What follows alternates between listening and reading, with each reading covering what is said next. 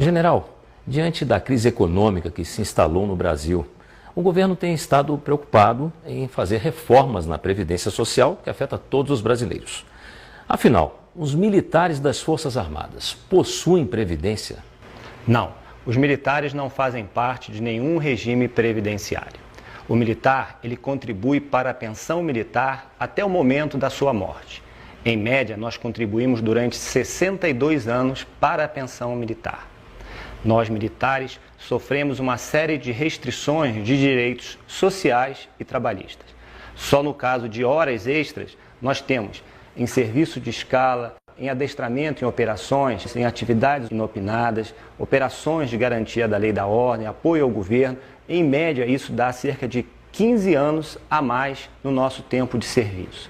Ou seja, aqueles nossos 30 anos de efetivo serviço correspondem, na prática, a 45 anos de um trabalhador ou um servidor civil.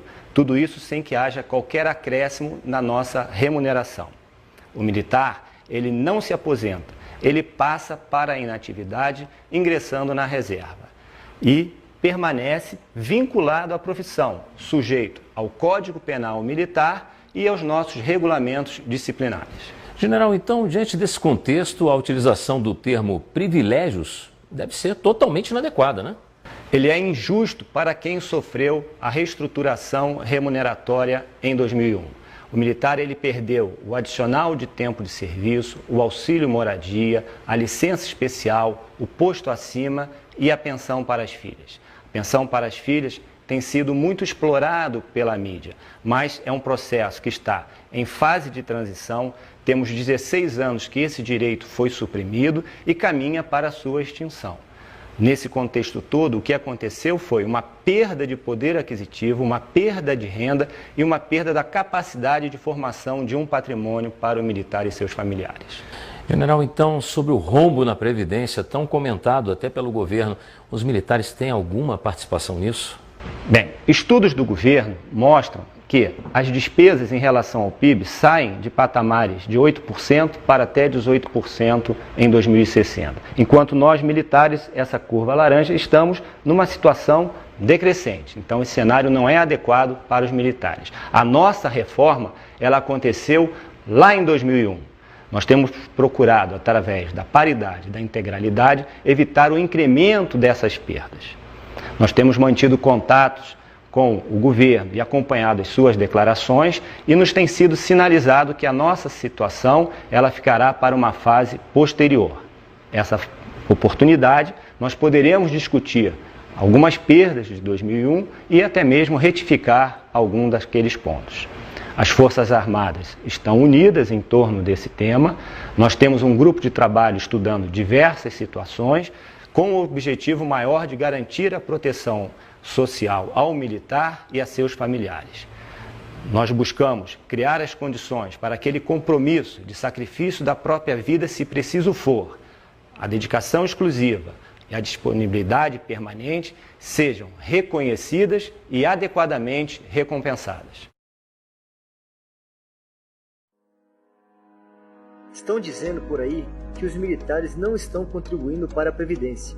Então assista este vídeo e tire as suas conclusões. Primeiramente, é importante sabermos que os militares não fazem parte da Previdência Social. Eles possuem um sistema de proteção social separado.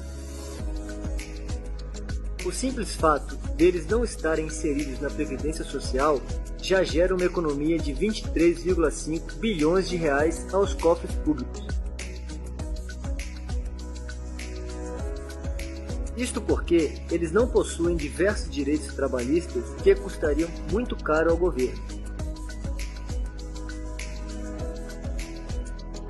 A despesa que a União tem com os militares inativos é praticamente anulada pela economia gerada com a ausência destes direitos trabalhistas.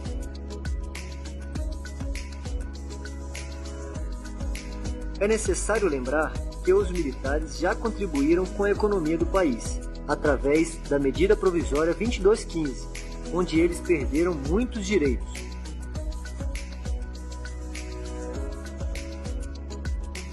Apesar disso, novamente eles irão contribuir com a economia do país, através do aumento da alíquota de contribuição de 11% para 14%, aumento do tempo de serviço de 30 para 35 anos, aumento do número de contribuintes em mais de 313 mil novos contribuintes, entre outras medidas.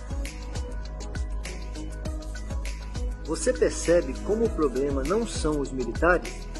Não se deixe enganar por notícias falsas. Você gostou?